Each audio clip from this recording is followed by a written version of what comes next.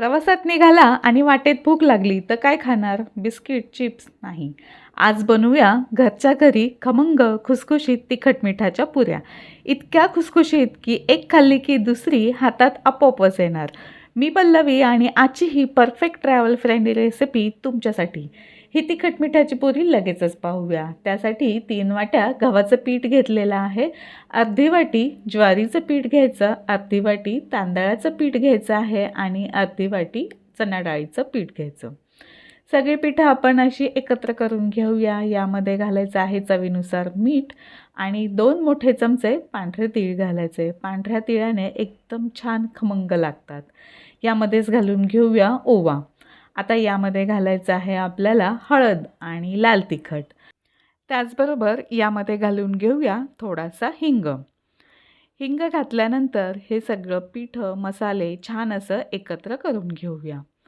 हे सगळं छान एकत्र करून घेतल्यानंतर आपल्याला या पुऱ्यांसाठी एक वाटण तयार करून घ्यायचं आहे. 5 ते 6 हिरव्या मिरच्या घेतलेल्या आहे, 7 ते 8 लसणाच्या पाकळ्या आणि यामध्ये अर्धा चमचा जिरं. हे सगळं आपल्याला छान असं एकत्र वाटून घ्यायचं आहे आणि यामध्ये घालायचं आहे. पुऱ्या छान खुसखुशीत व्हाव्या यासाठी आपण 3 ते 4 चमचे तेल चांगलं कडकडीत गरम करून घ्यायचं आहे आणि गरम केलेलं तेल या पिठामध्ये घालून घ्यायचं आहे. आता हे मोहन पिठाला व्यवस्थित लावून घ्यायचं आहे. गरम आहे तेल त्यामुळे सुरुवातीला चमच्याने एकत्र करून घेऊया. त्यानंतर हातानेच हे सगळं छान असं एकत्र करायचं आहे. पिठाच्या प्रत्येक कणाला हे मोहन व्यवस्थित लावून घ्यायचं. त्यानंतर यामध्ये घालायचं आहे आपण तयार केलेलं वाटण. वाटण घालून सगळं एकत्र करायचं आणि या पिठामध्ये आता थोडं थोडं पाणी घालून घट्टसर या पिठाचा गोळा मळून घ्यायचा आहे.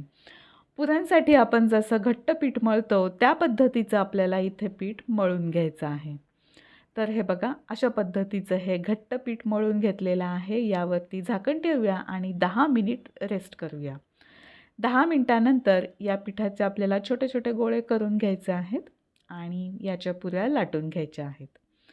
पुऱ्या लाटून घ्या किंवा पुरी मेकरवरती प्रेस करून घ्यायच्या आहेत. पुऱ्या लाटत असताना खूप जास्त जाडही नाही किंवा खूप जास्त पातळही आपल्याला इथे लाटायचे नाही आहेत. छान पीठ घट्ट मळलं गेलेलं आहे. पुरी मेकरवरती पटापट याच्या मी पुऱ्या करून घेतलेल्या आहेत.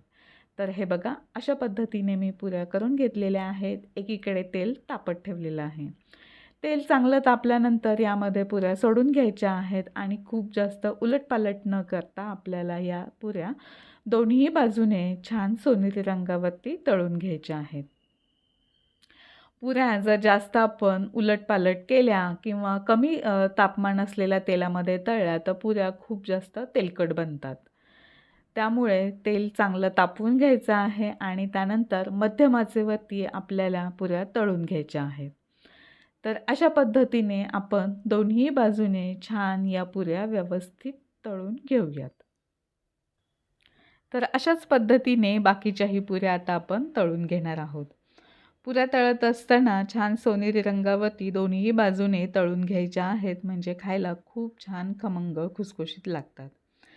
या पुऱ्या थंड झाल्यानंतरच डब्यात भरायच्या आहेत आणि या पुऱ्या 5 ते 6 दिवस छान टिकतात आणि प्रवासात खायला एकदम मस्त लागतात. तुम्हीही नक्की करून पहा आणि तुमच्या प्रवासात या कुरकुरीत पुऱ्या नक्की न्या. व्हिडिओ आवडला तर लाईक करा, शेअर करा आणि आपल्या यूट्यूब चॅनलला अजूनही सबस्क्राईब केलं नसेल तर सबस्क्राईब करा. बेल आयकॉनला क्लिक करा म्हणजे नवनवीन व्हिडिओचं नोटिफिकेशन सर्वात आधी तुम्हाला येत राहील. तर अशाच पद्धतीच्या मस्त नवनवीन रेसिपी घेऊन पुन्हा भेटूया. तोपर्यंत धन्यवाद.